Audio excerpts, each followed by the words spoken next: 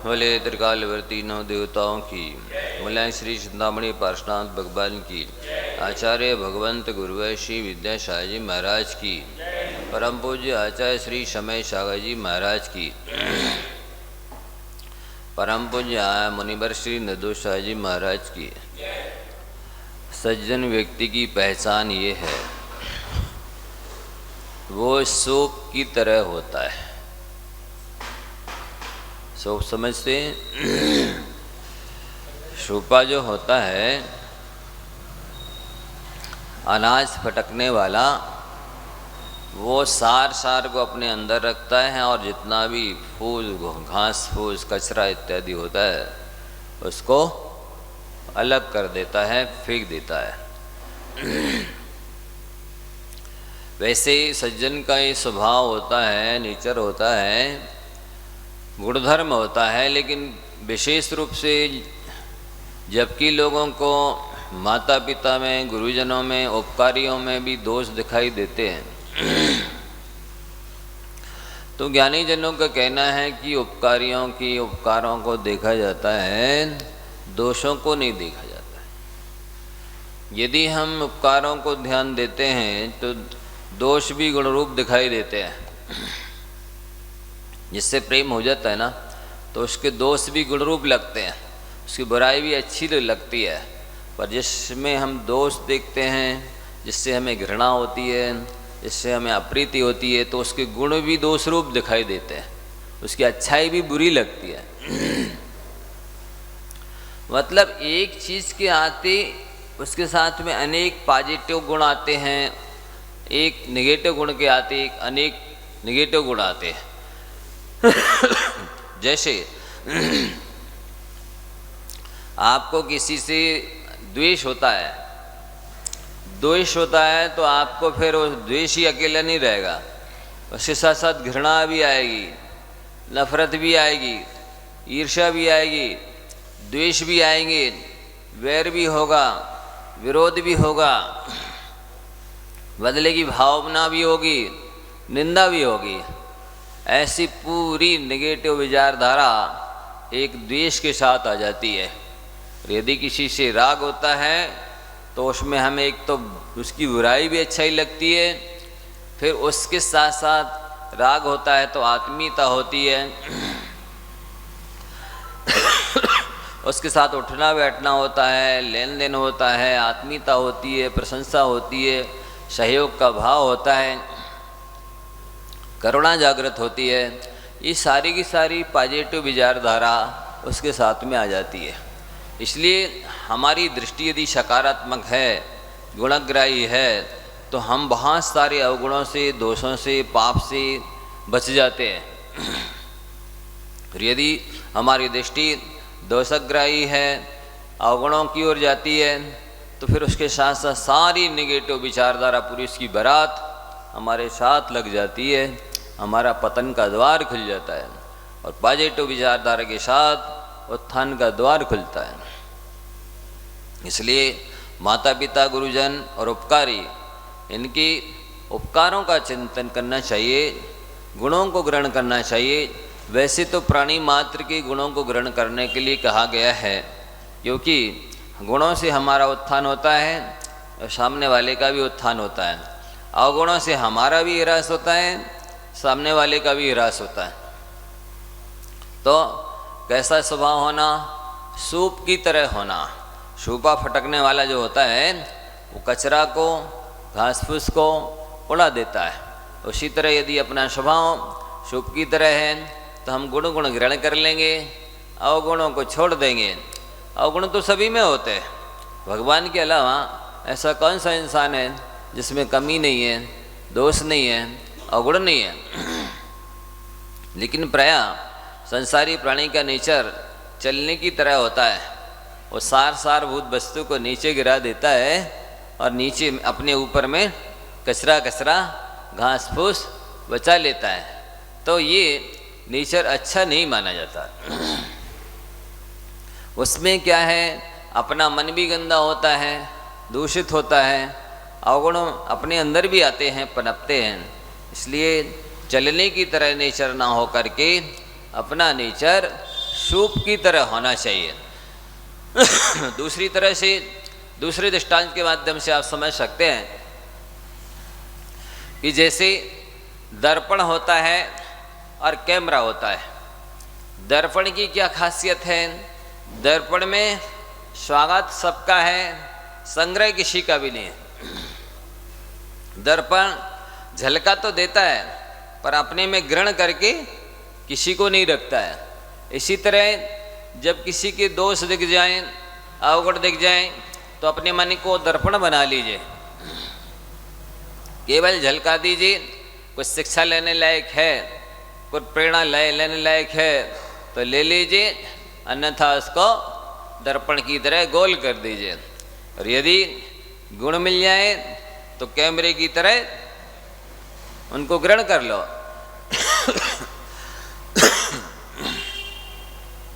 वो हमेशा अपने को प्रेरणा देते हैं, अपने को अच्छा बनने की प्रेरणा देते हैं, साथ ही सामने वाले के प्रति विनय करनी है, बहुमान रखना है, आदर करना है, सम्मान करना है, इत्यादि विचार आते हैं।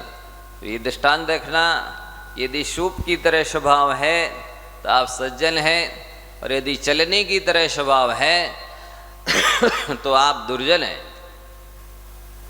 पर भला आपका सूप की तरह स्वभाव होने में है, भला आपका दर्पण की तरह स्वभाव होने में है। दर्पण कई चीज़ों को समझाने में काम आता है। जैसे आत्मा का स्वभाव दर्पण की तरह है। जैसे आग जलेगी तो दर्पण में झलक जाएगी, पानी बरसेगा तो दर्पण में झलक जाएगा। आप हंसेंगे तो आपका हंसता हुआ चेहरा प्रतिबिंबित हो जाएगा। आप रोएंगे तो रोता हुआ चेहरा प्रतिबिंबित हो जाएगा। लेकिन आग जलने से दर्पण नहीं जलेगा, पानी बरसने से उसके सामने दर्पण नहीं भीगेगा।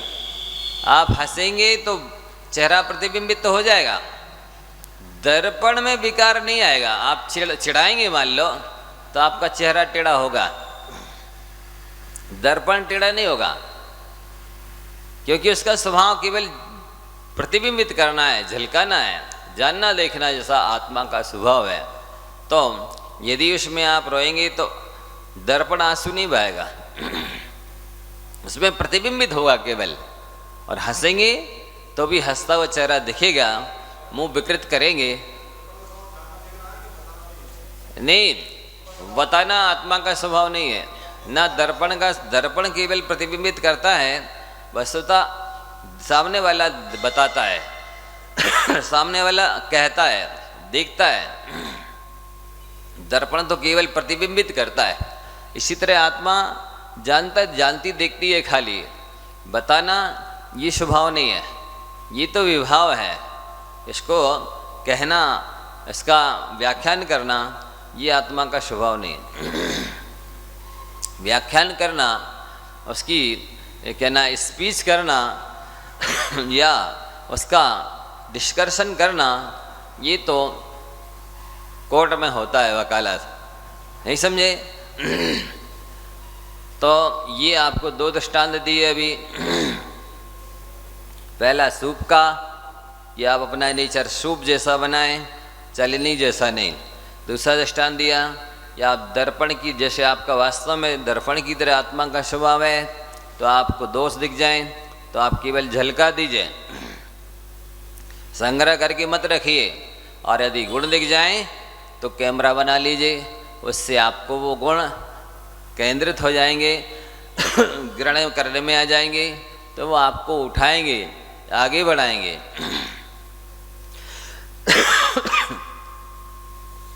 आगे एक बात और ध्यान देने की है, प्रायः करके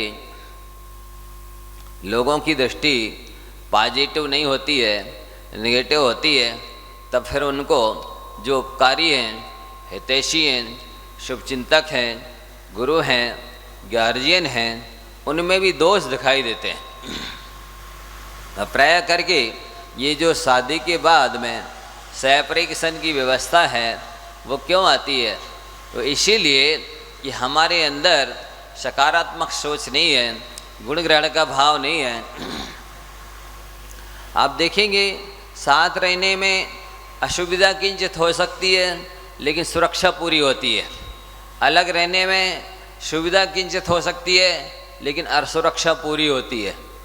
इसलिए जो बेटियां आकर के और अपने पति से कहती अलग हो जाएं, अपन अलग हो जाएं। यदि उन्होंने प्रथमा योग पढ़ा होता और उन्हें मालूम होता कि देखो प्रद्युम्न कुमार का चरित्र पढ़ो आप, प्रद्युम्न कुमार ने पूर्व जन्म में एक हंस के बच्चे को उसके माँ बाप से अलग कर दिया था। क्या किया था? अलग कर दिया था। तो प्रद्युम्न का भी जन्म होते ही हरण हो गया था और अपने माँ बाप से 16 साल के लिए वो वियुक्त रहे थे। ये यदि प्रथमान योग पढ़ा होता कि किसी के बेटे को हम उसके माँ बाप से अलग कर रहे हैं तो इसका परिणाम क्या होगा? आज जो बहू है कल वही सास बनेगी, उसका भी बेटा होगा, तो उसके लिए भी अपने माँ बाप से अलग होना होगा। ये प्रथमान योग पढ़ना चाहिए, इससे शिक्षा लेनी चाहिए। दूसरा दृष्टांत एक और आता है जीवनधर स्वामी का। जीवनधर स्वामी ने भी पिछले जन्म में एक मयूर के बच्चे को उसके माँ बाप से अलग कर दिया था। किसने? जीवनधर स्वामी ने। तो वो तद्भव मोक्षगामी चरम शरीरी वज्रसम नाराज संगनन के धारी क्षत्रिय वंशी राजकुल में उत्पन्न होकर के भी ऐसी स्थिति हुई, जब वो घर में आए तो उनके पिता मरण को प्राप्त हो गए। और जब उनका जन्म हुआ तो कहाँ पर हुआ मालूम? शमशान में इनका जन्म हुआ। विजया रानी ऐसी स्थिति को प्राप्त हो गई थी कि मंत्री काष्टांगार ने अपनी इस तरह से षड्यंत्र रचा कि सारी सेना को अपने पक्ष में ले लिया। और जब राजा को पता चला ये चढ़ाई करने वाला है तो उन्होंने एक मयूर यंत्र बनाया, केकी यंत्र बनाया और उसमें चाबी भर कर के रानी को उस मयूर में यंत्र में बिठा दिया और उड़ा दिया। तो वो चाबी, जितनी चाबी भरी लोग बोलते राम ने उतना चले खिलो ना, तो उसी तरह सत्येंद्र राजा ने जो केकी यंत्र में जितनी चाबी भरी थी उतना वो उड़ कर के और बाद में बाहर जाके नगर के बाहर शमशान में उतर गया। सत्येंद्र राजा तो मारे गए थे। अब स्थिति ये हो गई, जो राजरानी थी उसके पास कुछ नहीं था, उसने अब गर्भवती थी तो उसे शमशान में ही बच्चे को जन्म देना पड़ा। शमशान में जन्म दिया, कोई व्यवस्था नहीं, न लेटाने की, न बैठाने की, न स्वयं बैठने की, न खाने पीने की, न उसकी किस तरह से सुरक्षा सेवा करें सज्जाजात बालक की, कोई व्यवस्था नहीं। उस विजया रानी ने जब कुछ भी उसे समझ में नहीं आया तो जो शमशान में जीवनधर स्वामी को जन्म दे कर के, जिसके नाम के आगे स्वामी शब्द जुड़ा हुआ है, ऐसे जीवनधर स्वामी तद्भव मोक्षगामी चरम शरीरी क्षत्रिय वंशी माँ ने जन्म दे के शमशान घाट में ही छोड़ दिया। कोई सहारा नहीं, कोई सुरक्षा करने वाला नहीं। और माता एक आश्रम में चली गई। आश्रम में कौन? राजरानी आश्रम में चली गई। राजा मर गए तो तुरंत के जन्मे बालक को वहीं छोड़ दिया। अब देखिए, उस बालक का पुण्य भी था तो उसके पुण्य के उदय से उसी नगर में गंधोत्कट सेठ के यहाँ एक बालक जन्मा था, लेकिन वो उसी दिन मर गया। तो वो सेठ जी उस बच्चे को शमशान में छोड़ने के लिए गए। देखा, अरे ये तो बहुत शुभ लक्षणों से युक्त सुंदर बालक पड़ा है, तो उसको वहाँ छोड़ा मरे हुए को, इसको उठाया और ले आए। अपनी पत्नी से कहा, अरे पगली देख, ये तो जिंदा है, तू कह रही थी मरा है, संभाले से। उसको संभला दिया, उसने अच्छे से पालन पोषण किया। आगे चल कर के तो फिर वो अपना पुरुषार्थ करके राज्य आदि को पुनः वापस ले लेते हैं। कहने का तात्पर्य ये है कि उन्होंने थोड़ी देर के लिए मयूर के बच्चे को अलग किया था उसके माँ बाप से, तो उसको भी शमशान में जन्म लेना पड़ा, माँ बाप से अलग होना पड़ा। पहला दृष्टांत क्या दिया, प्रद्युम्न ने भी पूर्व जन्म में हंस के, चाहे पूजन की सामग्री हो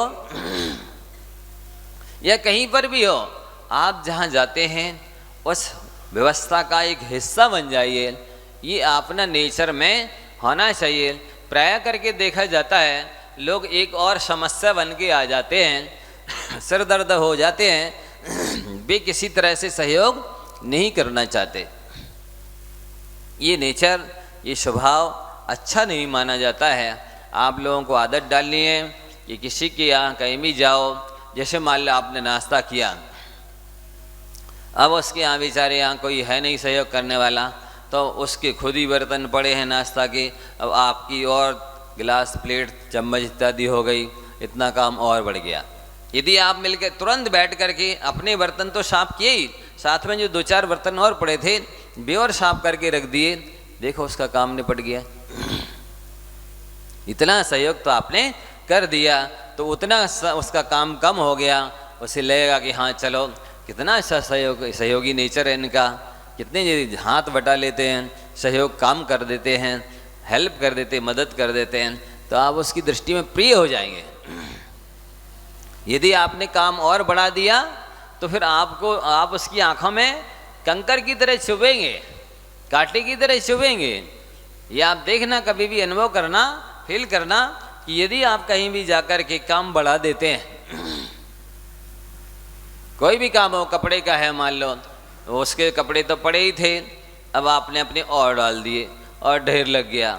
अपने हाथ से स्वयं अपने कपड़े धो लेते, दो चार कपड़े पड़े थे वो और धो देते, सामने वाले को कितना अच्छा लगता, देखो इतनी सहूलियत हो गई, इतनी इनसे मदद मिल गई, इतना इनसे हमें सहयोग मिल गया, इतना काम तो निपट गया, बस अब दो ही काम और हैं वो तो हम ही कर लेंगे। तो इस तरह से उसको सरलता हो जाती है। अब आप बिल्कुल कुछ भी नहीं करना चाहते हैं, कपड़े हैं तो वो डाल दिए, बर्तन है तो वो डाल दिए, और भी जो काम है उतने और गंदगी कर दी, बिस्तर है मान ला वो भी फैला के आ गए। तो इस तरह का नेचर अच्छा नहीं माना जाता। सहयोगी नेचर होना चाहिए, हाथ बटाने वाला स्वभाव होना चाहिए, उससे सामने वाले को सहयोग मिल जाए, मदद मिल जाए, हेल्प मिल जाए, उसका कुछ काम आपके माध्यम से निपट जाए, तो आप उसे, वो आपको सद्भावनाएं देगा, शुभकामनाएं देगा, आशीष देगा, चाहेगा ये आ जाए तो अच्छा है, थोड़ा सा मुझे लगता है कोई है तो अपना सहयोग करने वाला, हाथ बताने वाला, हमारे काम को निपटाने वाला, समस्या को सुलझाने वाला कोई है तो सही। तो ये अपने स्वभाव में होना चाहिए, ये जीवन जीने के तरीका है ये। देखो इसी तरह जैसे आपको अभी ये समझा रहे थे, आप गुण ग्रहण करते हैं तो भूत को भूल जाइए। यदि भूत की कोई घटना से आपको शिक्षा मिल सकती है, प्रेरणा मिल सकती है, तो आप उससे शिक्षा ले लीजिए, प्रेरणा ले लीजिए, अन्यथा उस भूत की घटना को भूल जाइए। वर्तमान में किसी को दोषारोपण मत दीजिए। दोषारोपण करते हैं तो अपना वर्तमान भी खराब होता है। भूत से शिक्षा लेना है, वर्तमान में किसी पर दोषारोपण नहीं करना है, और भविष्य के लिए शिक्षा लेते हुए अपना आदर्श जीवन बनाना चाहिए।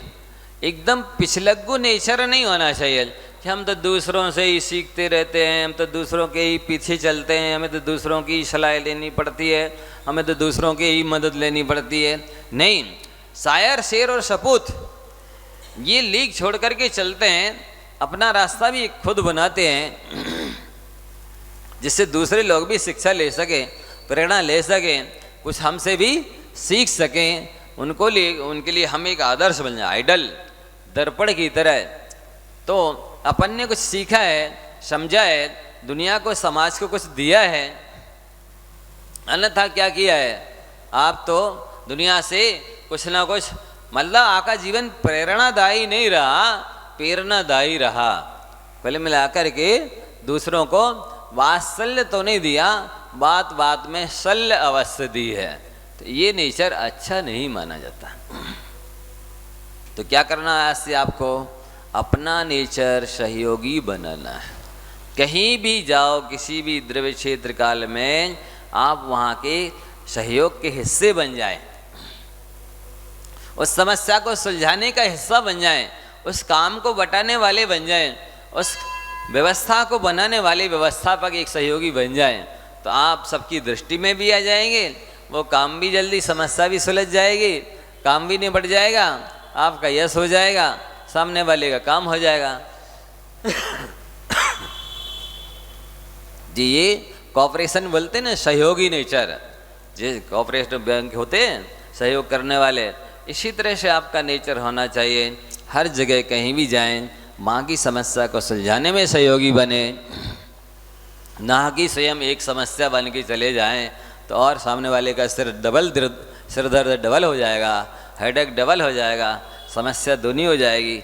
नहीं, ऐसा ना करें। आपको कितने सारे दृष्टांतों के माध्यम से बताया कि मान लो आपने नाश्ता किया है, तो आप स्वयं के भी बर्तन मांज लीजिए, दो चार जो वहाँ डले हैं उनको भी मांज दीजिए, तो उसका उतना काम तो बर्तन संबंधी निबट जाएगा। आपने नहाया है, आपने अपने कपड़े भी धो लिए, दो चार जो वहाँ पड़े थे वो भी धो दिए, चलो एक कपड़ा, इस कपड़े का काम निबट गया। दृष्टांत दिया कि मान लो मंदिर में आए हैं आप, कोई व्यवस्था नहीं है।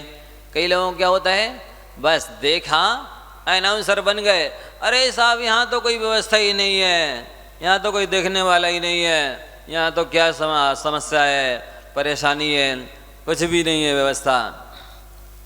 इस तरह से चिल्लाना शुरू कर दिया, रोना गाना भनभनाना शुरू कर दिया। नहीं, यदि नहीं है तो हम भी तो व्यवस्थापक हैं, तुरंत हमें उसमें हाथ बटा देना चाहिए। आप बटा करेंगे, आपको दूसरों से कहना नहीं पड़ेगा, आपको देख करके वो भी करने लग जाएगा सामने वाला। अरे भाई ये कर रहे हैं, चलो अपन भी करा लेते हैं। भोजन हो, नाश्ता हो, पूजन की व्यवस्था हो, और भी कहीं पर कोई भी व्यवस्था हो, नहीं है तुरंत हाथ बटाइए, आपको देख करके चार लोग भी करने लग जाएंगे। 5 मिनटों में काम होता है, नहीं था तो कोई बात नहीं, अपन कर लेंगे। उसको अपना ही काम समझे। ऐसा नहीं हम तो फलाने के घर आए हैं, हम तो फलाने गांव में आए हैं, हम तो फलाने के यहाँ आए हैं, इन्हीं की व्यवस्था होनी चाहिए थी, हम थोड़ी काम करने आए, हम क्या न करें। ये स्वभाव अच्छा नहीं माना जाता। ये हम तो फलाने गांव में आए, फलाने घर में आए हैं, दूसरों के यहाँ आए हैं, इनकी व्यवस्था लेने आए, हम थोड़ी व्यवस्था करने आए हैं। हम क्या कर्मचारी हैं, हम क्या नौकर हैं, हम क्या इनके घर के घरेलू फैमिली मेम्बर हैं क्या? हम तो अतिथि बनकर आए हैं, हमारे लिए तो सब कुछ पहले से रेडी मिलना चाहिए था। ये स्वभाव अच्छा नहीं बना जाता।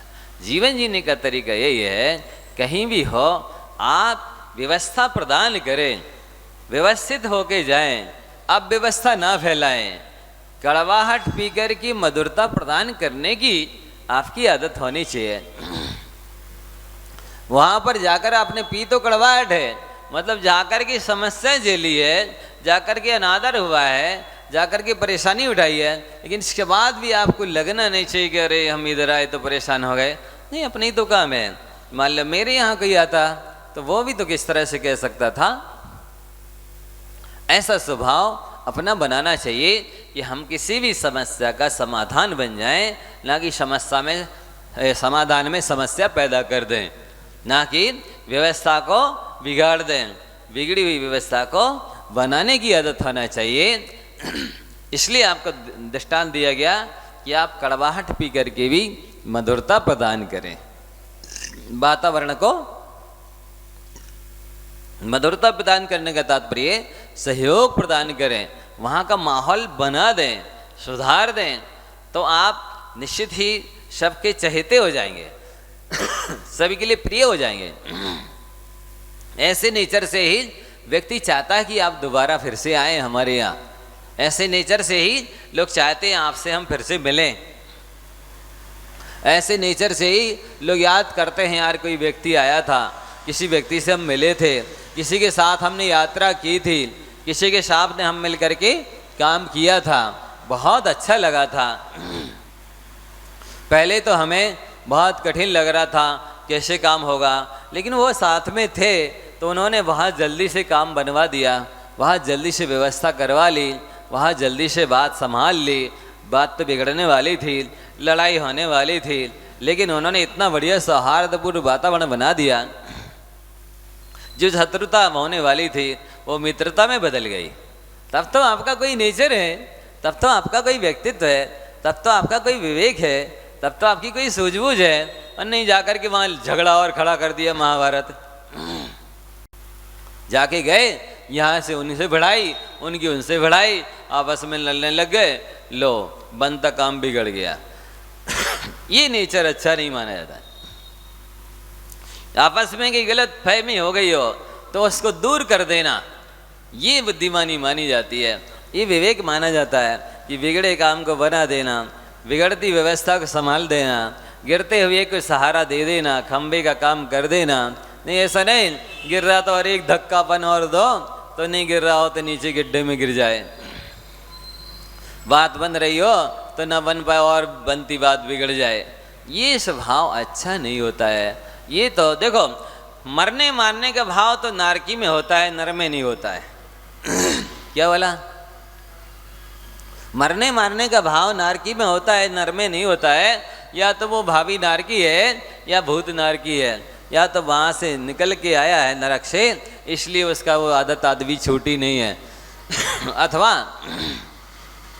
उसको नरक में जाना है इसलिए रिहर्सल कर रहा है, प्रैक्टिस कर रहा है, अभ्यास अभी से मरने मारने का करने लगा है, क्योंकि उसको नरक में जाके वही सब तो करना है।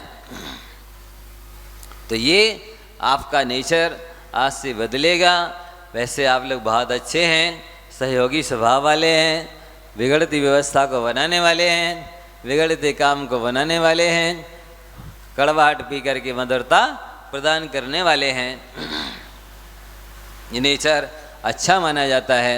या आप किसी के मेहमान बन रहे हैं तो साथ में उसके सहयोगी भी बने, हेल्पर भी बने, मदद करने वाले भी बने। उसके लिए ऐसा ना लगे कि आप उसके लिए भार बन गए हैं, बिगाड़ बन गए हैं। उसे ऐसा लगे चलो अभी तो हम अकेले थे काम करने वाले, अब तो हम दो हो गए, अब इस हम काम को मिनटों में निपटा देंगे, अब तो ये काम जल्दी बन जाएगा, अब इसमें समस्या जल्दी सुलझ जाएगी, अब हमें किसी भी तरह की तकलीफ नहीं होगी यात्रा में, अब तो ये हमारे साथ है। ऐसा सामने वाले को लगना चाहिए कि नहीं अब हम अकेले नहीं हैं, हम दो लोग हो गए हैं। तो दो होते मान लो तो दो नहीं होते, एक के सामने एक रखो तो 11 हो जाते हैं। जब एक और एक दो मिलते हैं तो वे 11 गुनी बुद्धि वाले हो जाते हैं। एक और एक दो मिलते हैं तो 11 गुनी शक्ति वाले हो जाते हैं। एक और एक दो मिलते हैं तो उनमें हर तरह की 11 गुनी क्वालिटी और क्वांटिटी बढ़ जाती है। इसलिए आप हमेशा ऐसा मान के चलें, हम कहीं जा रहे हैं तो पराये काम से नहीं जा रहे, अपने ही काम से जा रहे हैं, परायों के यहाँ नहीं जा रहे हैं, अपनों के यहाँ ही जा रहे हैं। दूसरे के लिए अव्यवस्था फैलाने, अव्यवस्था बनने नहीं जा रहे हैं, हम सहयोग करने जा रहे हैं। बहुत बढ़िया। अगला आपसे प्रश्न है, क्या आप इस बात का ख्याल रखते हैं कि एक बार की हुई भूल को दूसरी बार ना करें? आपके लिए छूट दे दी जाती है, आप खूब गलतियां करिए, आपको जो कुछ करना करिए, लेकिन एक गलती को दूसरी बात मत करिए। एक पत्थर से दोबारा टकराना मूर्खता मानी जाती है। जब आपको एक बार ठोकर लग चुकी थी, आपको एक बार वो पट्टा लग गया था, दोबारा जो आप निकले तो सावधान क्यों नहीं हुए? क्या नशे में थे? क्या बेहोश थे? क्या पागल थे? क्या बुद्धि को घर पे रख गए थे?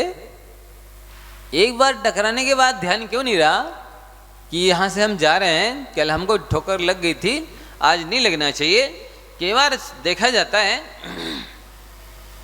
व्यक्ति उस दरवाजे से निकला, हाइट ज़्यादा होती, माथे में चौखट टकरा गई, एक बार लग गया, बहुत देर तक माथा पकड़े रहा, दोबारा दोपहर में या कभी दूसरी बार फिर निकला, फिर लग गया, डबल चोट लग गई, फिर कभी जैसे तैसे कुछ थोड़ा आराम लगा, तीसरी बार निकला, फिर चोट लग गई। ये क्या है? कौन सी बुद्धिमानी है? कौन सी समझदारी है? कौन सा विवेक है? कौन से पढ़े लिखे की पहचान है? कौन सी सभ्य संयमी की पहचान है?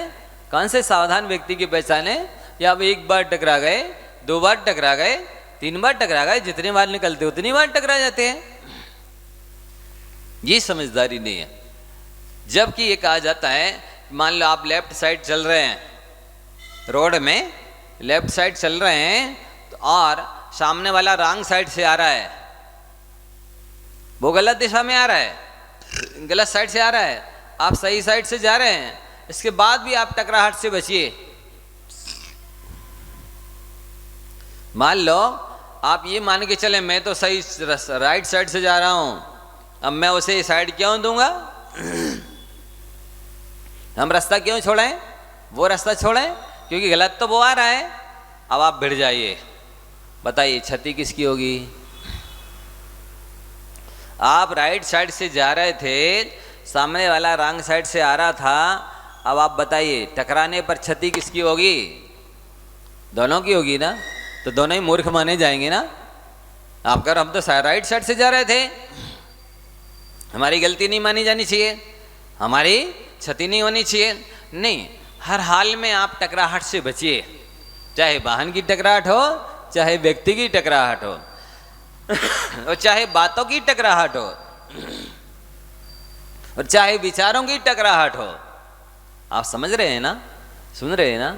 आपके विचारों की टकराहट से भी बचना है, वाहनों की टकराहट से भी बचना है, शब्दों की टकराहट से भी बचना है, शरीर की टकराहट से भी बचना है,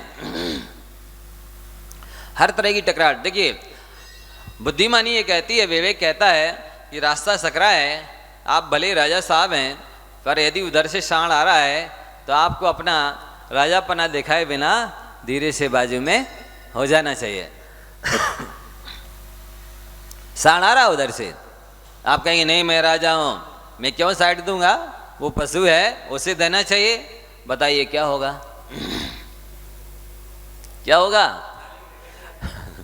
वो सांड उठा के आपको फेंक देगा एक तरफ। इसी तरह से मान लो सांप आ रहा है उधर से और आप बहुत बड़े प्रतिष्ठित व्यक्ति हैं, बोलो क्या करना है? कौन साइड देगा? आप प्रतिष्ठित हैं इसलिए, वो सांप है ना, त्रिंज गति का पशु गति का जीव है, वो निकृष्ट प्राणी है, साइड तो उसको देनी चाहिए, है ना? बोलिए कौन साइड देगा? साइड में कौन होगा? है प्रतिष्ठित व्यक्ति होगा कि सांप होगा? बताइए। यदि आप समझते, इसी तरह के नेचर के लोग भी होते हैं, सांड की प्रकृति के लोग भी होते हैं और सांप की प्रकृति के लोग भी होते हैं। इसलिए आप अपना दराजापना दिखाए बिना, आप अपना प्रतिष्ठितपना दिखाए बिना धीरे से ऐसे लोगों को से साइड हो जाना चाहिए। आप भले सही हैं, कई बार लोग कहते हैं हमारी गलती नहीं होती तो हमको बहुत गुस्सा आता है, वैसे तो हमको गुस्सा नहीं आता, लेकिन जब मेरी गलती नहीं होती तो फिर मुझे बहुत गुस्सा आता। अरे गुस्सा करना अपने आप में गलती है,